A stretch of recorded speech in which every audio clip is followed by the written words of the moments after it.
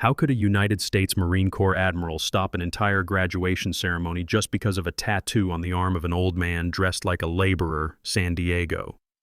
The ceremony field is packed. The VIP section is filled with officers and families. The Eagle Globe and anchor insignia gleam on the chests of new graduates of the United States Marine Corps.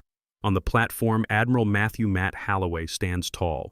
His voice carries with command. In the family reserved section, an old man in a faded red flannel shirt, dust on his boots, calloused hands. He sits perfectly straight. Sir, this area is reserved for officers' families. Lieutenant Commander Grace Sterling's voice is cold and sharp. The old man does not look up. He answers with a single sentence, "I'm in the right place." Sterling extends her hand. "May I see your invitation?" A crumpled photocopy is handed over. No QR code, no seat number. Sterling lowers her voice, but not her firmness. "You need to leave. Now." The old man tightens his sleeve slightly as if holding something back. "I'm not going. You are disrupting a United States Marine Corps ceremony. Number: I'm here to watch my grandson graduate." On the field below, a young Marine ensign, Luke Thorne, stands in formation, a brand new insignia pinned to his chest. He has no idea that in the front row, a storm is forming. Sterling steps closer. "Your attire is disrespectful." The old man looks up. His eyes do not tremble. "I've worn heavier things than this." Sterling reaches for his arm to pull him up. His sleeve slides back. An old tattoo, faded blue-green ink, a symbol that does not belong to an ordinary man. And at that exact moment, on the platform, Admiral Holloway stops mid-sentence. He looks down. He stares. The entire field falls silent. No one understands why a United States Marine Corps admiral has just halted a graduation ceremony, all because of a tattoo on the arm of an unknown old man. If you believe that true courage does not lie in gunfire but in the silence of those who have walked through war, subscribe to Brave Veteran Stories so that together we can preserve the memory, dignity, and reverence for our quiet heroes. The metal chair radiates heat through the back of his shirt. Raymond Ray Thorne does not move. He sits upright, both hands resting on his thighs, eyes fixed on the formation ahead, as if searching for a familiar face among hundreds of immaculate uniforms. A thick, faded red flannel shirt. Beneath it, a back marked by shrapnel scars. Veined wrists calloused from fishing nets and engine oil. Silver hair cut short out of habit formed decades ago. A squared posture, spine unsupported, as if he can still hear someone shouting, "Attention," somewhere in memory. He does not complain about the heat. He does not look around. He does not search for sympathetic eyes. He only looks down at the ceremony field where Ensign Luke Thorne stands in formation at his United States Marine Corps graduation. Ray does not wave. He does not want to distract his grandson. A light breeze lifts the edge of his sleeve. He pulls it back down immediately. A small gesture, an old reflex, as if covering something that does not belong to today. Lieutenant Commander Grace Sterling approaches. Polished shoes, perfect uniform, eyes scanning each row of VIP seating. She stops in front of him. "You are in a reserved section." Her voice is lowered to avoid drawing attention, but each word is sharp as an order. Ray looks up. His eyes do not challenge. They do not beg. He takes a folded photocopy from his shirt pocket. The edges are worn, the ink slightly smudged in one corner. He hands it over. "My grandson told me to sit in the front." Sterling studies the paper. No confirmation code, no seat number, no officially registered parent name. She flips through the guest list in her hand. Next to Luke Thorne's name, it reads clearly, "Parents, deceased, no immediate family listed." She frowns. The record shows no family. Ray folds the paper again and places it back into his pocket, slowly. "I'm his grandfather." Sterling looks him up and down. Flannel shirt, dusty boots, no veteran's uniform, no medals, no insignia. She lowers her voice another notch, but the tension shows. "Sir, this is an official ceremony. It is being broadcast live. I cannot allow mistakes." Ray does not react. He simply asks, "My grandson is in the third row from the left, isn't he?" Sterling pauses for a second. She does not answer. Ray has already memorized the position. He looks away from her back toward the field. Sterling tightens her grip on the guest list. She glances around. Other families are dressed formally. Suits, elegant dresses, small flags in their hands. She leans closer. "You should move to the back. I can arrange another seat." Ray shakes his head. No elaboration. No explanation. Sterling keeps her composure. You are putting me in a difficult position, Ray replies evenly. I'm just sitting. A short sentence. Heavy as stone. Sterling checks her watch. The ceremony is approaching its high point. Admiral Matthew Holloway is on the platform. Any disruption in the VIP section could become a problem in front of senior officers. She takes a breath. Your name is not on the list. Ray looks directly at her. I don't need to be. There is no arrogance in his voice. Only the truth of a man who has lived long enough to stop proving himself. Sterling feels her pulse quicken. She imagines the post-ceremony report. She imagines the stern gaze of her superiors if something goes wrong. She has worked for months on this event. She cannot let an unknown old man disrupt it. She speaks slowly now, but no longer gently. Sir, I am asking you to cooperate. Ray places both hands on his knees, tightens them slightly, then releases. I've already been here. One sentence, nothing more. Sterling begins to feel control slipping. He is not shouting. He is not causing chaos. Yet his calm makes him impossible to remove through ordinary reasoning. She looks again at his arm. The sleeve is pulled low, covering his wrist. He holds it there like he is guarding a secret. Sterling decides she must end this before the main portion of the ceremony begins. She steps closer. You will have to leave. Ray does not move. He only looks toward the field where Luke still stands, tall eyes fixed on the platform, unaware that in the front row his grandfather is holding steady in another battle, a battle of dignity. And when Sterling reaches out to grab his arm and force him to stand, that silence begins to crack. Lieutenant Commander Grace Sterling no longer keeps her voice low. She stands upright in the aisle, her gaze hardening at the man in the faded red flannel shirt seated in the family reserved section. Your attire is disrespectful. Her words carry far enough for several nearby rows to hear clearly. A few heads turn. One glance travels from dusty boots to silver hair. A quiet whisper rises then is swallowed. Raymond Ray Thorne remains seated, back straight, hands resting on his thighs. His eyes do not leave the ceremony field where the new graduates of the United States Marine Corps stand in perfect formation. Sterling repeats slower this time. You are seated in an honor section. You must dress appropriately. Ray turns toward her. No anger, no lowered gaze. I've worn this all my life. A short sentence, no explanation. A man behind him shakes his head. A woman whispers softly, Who is he? Pressure gathers like a tightening circle.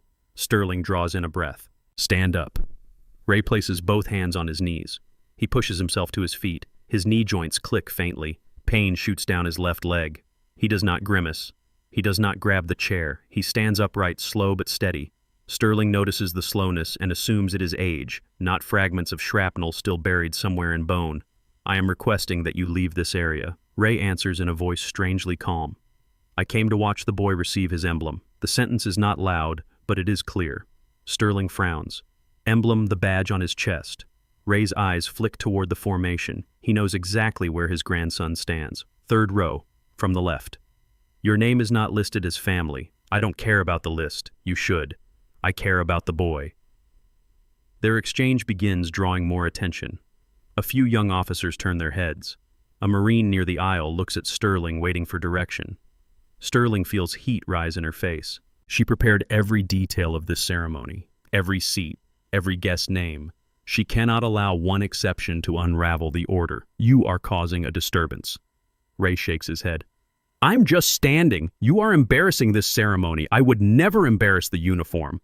That sentence lowers the air in the space by a degree. Sterling steps closer. Leave now, or I will call the MPS. Ray looks directly into her eyes. Call them. No challenge, no fear. Only the certainty of a man who has nothing left to lose except a promise. Sterling reaches out and grabs his arm. You have to go. Ray looks down at the hand gripping his sleeve. Let go. His voice drops. Not loud, but sharp. I am doing my duty. So am I. You have no duty here. I made him a promise. Sterling tightens her grip. She feels the weight of the crowd's eyes behind her. She fears disorder. She fears losing control. She fears her superiors witnessing this moment. You don't belong here. Ray answers each word falling slowly. I belong anywhere there is a uniform. Someone behind them lets out a faint, mocking chuckle. Another shakes his head in irritation. Sterling cannot let this continue. Go. She pulls harder. Ray stumbles half a step as his knee flares with pain, but he does not fall. He regains his footing. His back remains straight. Let go. This time his voice is no longer just a warning. It is a boundary. Sterling, afraid of losing control, tightens her grip even more, and in that instant the flannel sleeve is dragged too far up his arm, skin exposed. Faded blue-green ink. The outline of a symbol not meant for ordinary men. The crowd does not understand yet. Sterling does not understand yet. But Ray does. He does not jerk his arm away. He simply looks down at the tattoo as if looking at a part of his life that has never been spoken aloud. And that tattoo is about to force the past into the light. The button snaps loose. The sleeve slides past his wrist. Sun-darkened skin is revealed beneath the gaze of the crowd. On it, an old tattoo. An eagle with wings spread clutching a broken trident split in two. The ink has faded to blue-green with time. Beneath it, blurred characters nearly absorbed into the skin traces of a unit that does not appear on any official roster. Sterling goes still. She does not recognize the insignia, does not know which unit it belongs to, but instinct tells her it is not something worn by an ordinary man in a worn flannel shirt. Ray looks down at his wrist. He does not pull away. He does not cover it. He lifts his other hand and gently touches the ink, as if touching a scar that has healed but never stopped aching. And memory opens. 1972, a swamp thick as tar. The smell of mud mixed with blood and hot metal. Ray was young then, broad-shouldered, eyes sharp as a blade. He led a small team through reeds and tall grass. A young officer lay wounded on a field stretcher, blood soaking through his shirt. Insects screamed in the night. Water lapped beneath their steps. Breathing was swallowed before it could escape. Ray raised his hand, palm open, then closed. Absolute silence. Silence is survival. He whispered it not to intimidate, but to keep every man behind him alive. The young officer groaned from pain. Ray dropped to one knee and pressed his hand against the man's chest. Bite down, not comfort, and order. In the distance, flare lights swept across treetops. A dry crack split the air. Bullets tore through wood. Ambush. A tree fell. Mud sprayed across faces. A shout vanished in gunfire. Ray did not panic. He signaled with his hand. Two men dragged the stretcher right. One covered the rear. They were pushed toward the riverbank. Black water. Deep mud. No retreat. The sound of helicopter blades echoed from afar. The sound of hope and of decision. Ray glanced at his shoulder. Blood ran down his arm. A bullet had torn through his collarbone when he shielded the man behind him. He knew he was slowing them down. The helicopter dropped lower. Wind whipped the water into spray. "Get him up first," Ray shouted, still keeping his voice low enough not to expose their position too soon. The young officer shook his head, eyes wide with fear. "No." Ray locked eyes with him. No tremor, no softness. "Go." No, Ray gripped the man's shoulder. Blood from his own arm seeped into the other man's shirt. "Go," one word. Final as a blade strike. He shoved the stretcher toward the helicopter's extraction line. The other two men pulled it in. Ray stepped back, boots sinking into mud, hand pulling the pin from a grenade. He did not look up again. He looked toward the shadows closing in through the dark brush. The explosion ripped the air apart. Gunfire skimmed across the water's surface. Ray held his position, blocked their advance, kept his promise to bring them home. His shoulder dropped once under the strain, but he stayed on his feet. The helicopter lifted. The last body was pulled aboard. Ray stepped back once more, then another step. Memory freezes at that moment. No one at today's ceremony knows how he left that riverbank. No one knows who came back for him. No one knows how many days passed before he was recorded as alive. Only this tattoo remains. The eagle clutching the broken trident, the mark of a unit that operated in silence, a unit whose achievements were never read from a ceremony platform. Ray lowers his hand from his wrist. His breathing steadies. The crowd in front of him still does not understand what they have just witnessed. But the past has awakened, and someone on the platform has recognized exactly what that symbol means. The present snaps back in a single strained breath. Raymond Ray Thorne stands in the aisle. His left shoulder throbs as if gripped by an invisible hand. The old pain surges at the exact place where a bullet once tore through his collarbone. He does not clutch it. He does not groan. He simply inhales a little deeper. Sterling still holds his arm. "Stand up." Her voice no longer carries its earlier restraint. Panic leaks through it. She needs this over, immediately. Ray is already standing, back straight, eyes forward. He does not pull away. He does not bow his head. 1 second passes, then another. And just as Sterling tightens her grip, a voice cuts through the loudspeaker system, firm, low, unmistakably commanding Commander Sterling. The entire VIP section freezes. Sterling turns. She recognizes that voice instantly. On the platform, United States Marine Corps Admiral Matthew Holloway is no longer behind the podium. He has stepped away. He descends 1 step at a time, not glancing at his aide, not conferring with anyone. The schedule is abandoned. The script is cast aside. The crowd parts automatically. No order is given. No slogan is shouted. But instinct before authority makes each person step back. Ray remains still. His shoulder burns harder now, but his eyes do not waver. Holloway approaches. His pace slows when he is only a few steps away from Ray. He does not look at Sterling. He looks at Ray's wrist, at the eagle clutching the broken trident. His expression changes. A dense silence blankets the entire field. Holloway speaks without intermediary, without hesitation. MacFog, Task Unit 157. Sterling does not understand those codes, but Ray does. He lifts his eyes. The Admiral steps closer. His gaze never leaves the tattoo. Boat support element. Delta Marshlands 1972. The entire field hears him. The microphone clipped to his collar is still live. Holloway swallows. Then he says slowly, each word weighted, "They said you were killed." A ripple of murmurs moves through the crowd. Those who know the history of that battlefield exchange glances. Ray draws in a deep breath. The pain in his shoulder reminds him of that night.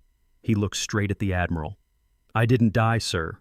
His voice is not loud, but it is clear. "I just took the long way home." The sentence tightens the air. Sterling releases his arm.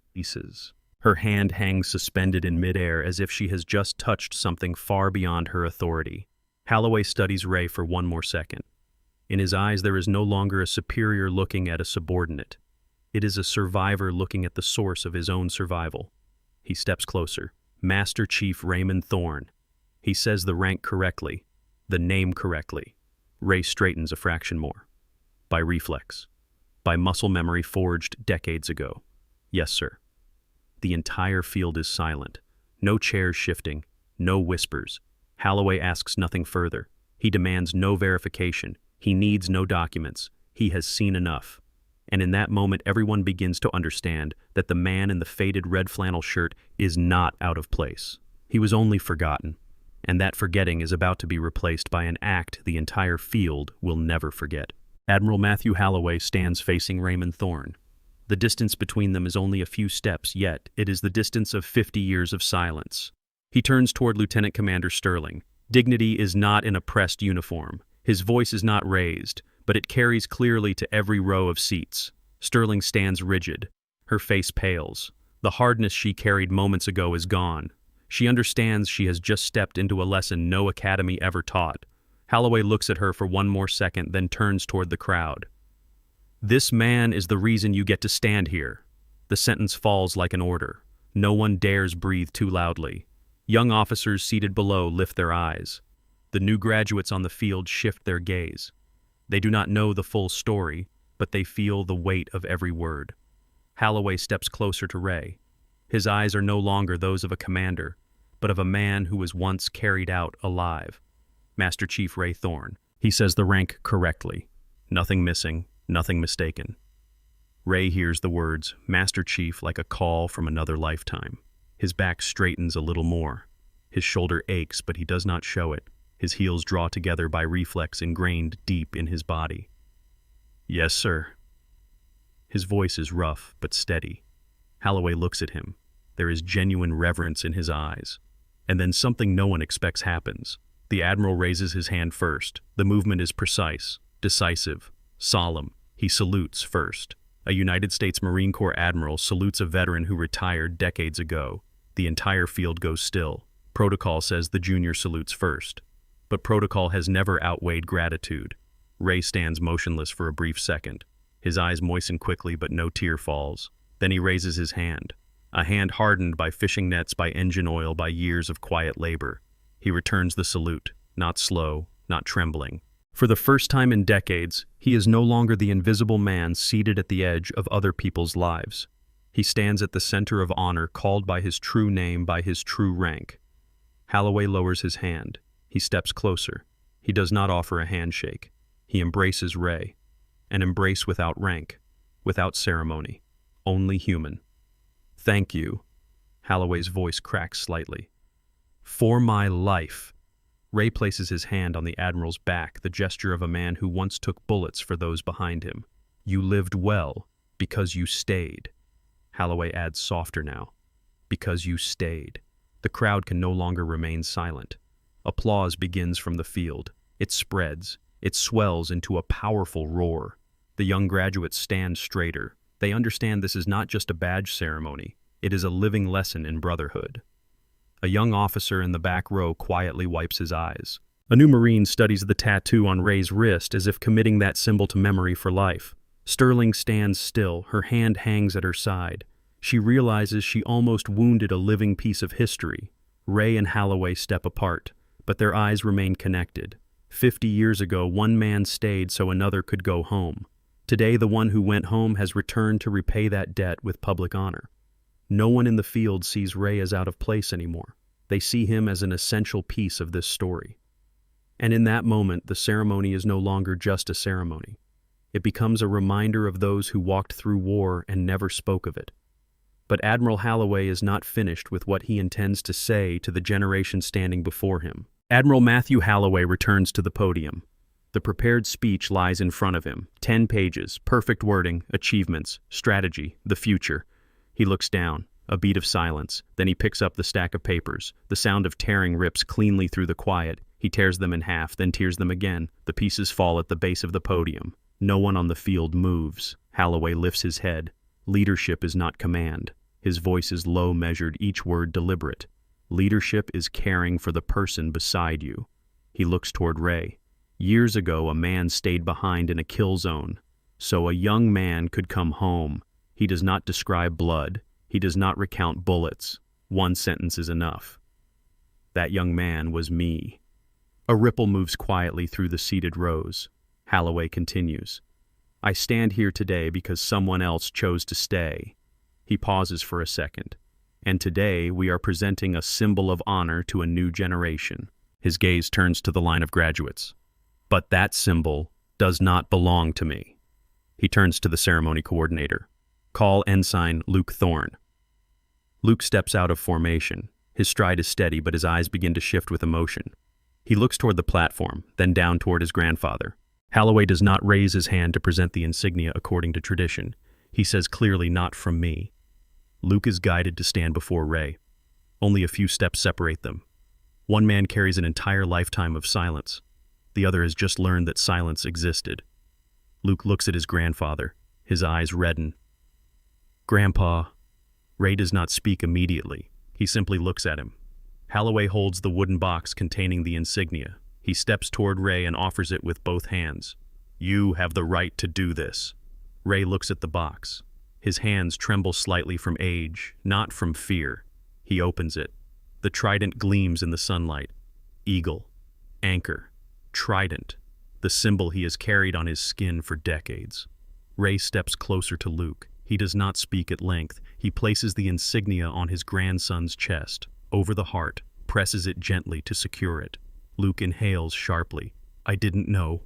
His voice breaks mid-sentence. Ray places a hand on his grandson's shoulder. You don't need to know. Luke looks up. Why didn't you ever say anything? Ray answers, voice low. Calm, that was my job. A simple sentence, yet it carries the entire philosophy of quiet warriors. They do not recount their sacrifices. They simply do their part. Luke can no longer hold back. He embraces his grandfather. Ray wraps his arms around him. A firm embrace. No spectacle, no performance. Holloway watches them. He nods once, almost imperceptibly. This is legacy. He adds, addressing every graduate standing at attention on the field. You are not just receiving a badge, you are accepting the responsibility to keep the man beside you alive. The field does not erupt into applause this time. The silence runs deeper than applause. It is understanding. Luke releases his grandfather and straightens. The trident rests against his chest.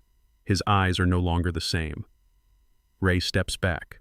He returns to the posture of a seasoned man. He does not seek spotlight. He does not seek praise. He is simply a man who kept his promise. And as the ceremony resumes, no one sees Raymond Thorne as an old man in a flannel shirt anymore, but as living history standing among them. The ceremony continues, but the air has changed. Raymond Thorne stands at the edge of the field, his old cap held in his hand. The flannel is the same. The boots are still dusted with dirt, but the way people look at him is no longer the same. Lieutenant Commander Grace Sterling approaches. In her hands is the small cooler Ray had left beneath his seat. Her fingers tremble slightly. She stops in front of him. "I'm sorry. I didn't know." Her voice is no longer sharp, no longer authoritative. Only sincerity and shame remain. Ray looks at her for a moment. No reproach, no lecture. He takes back the cooler, nods once gently. "No one ever knows." He pauses. "That's why you treat everyone as if they might be the one who saved the world." Sterling lowers her head. Those words will follow her through the rest of her career in uniform. Admiral Holloway steps closer. He looks at Sterling. "Commander, you will escort Master Chief Thorne and his family to their vehicle." "Yes, sir." "And ensure no one disrespects him again." "Yes, sir." The order is more than words. It confirms that today's lesson must be carried out in action. Ray begins to walk. Luke walks beside him. Holloway follows a few steps on the other side. Other officers step back to clear the path. They leave the ceremony grounds. In the parking lot, Ray's old pickup truck sits between two gleaming government SUVs. The paint is chipped, the front bumper slightly dented. A small crack lines one corner of the windshield. Sterling opens the truck door for him. Ray hesitates for a moment. He is not accustomed to being treated this way. Luke looks at the old truck, then back at his grandfather. In his eyes, Ray is no longer just a man who made a living fishing. He is a man who carried part of history. The line of government vehicles remains still. No engine starts first. Ray places the cooler on the passenger seat. He turns once more to look at the ceremony field. Luke still stands straight in his uniform. The trident rests on his chest. His eyes are no longer naive. They carry the depth of someone who now understands the cost of honor. Ray says nothing more. He gives his grandson a small nod. No boasting, no retelling of war stories. The legacy has already been passed in silence. Holloway stands a few steps away. He looks at Ray with the eyes of a man whose debt has been repaid with public honor. Sterling closes the truck door. Ray settles into the driver's seat. His calloused hands rest on the worn steering wheel. He starts the engine. Its rough rumble rises among the quiet, polished vehicles. The government convoy still waits. Ray pulls out first. The old pickup leaves the lot. No sirens, no flags, no escort. Just a man who did his duty and returned to ordinary life. Behind him, Luke remains at attention until the truck disappears from sight. He raises his hand in salute, not from protocol, but from understanding. Holloway stands beside him. He raises his hand as well, the way a soldier does. Sterling watches the truck fade into the distance. She knows her military career will be different from this day forward, no longer only lists and regulations, but people. Ray does not look into the rearview mirror. He looks straight ahead. His shoulder still aches, but the pain is no longer a burden. It is a reminder that he once stayed so someone else could come home. There are heroes who never need to be seen until a single tattoo forces the world to remember. If this story made you believe that honor and kindness never retire, please, share this video and subscribe to Brave Veteran Stories so that no memory of them is ever forgotten.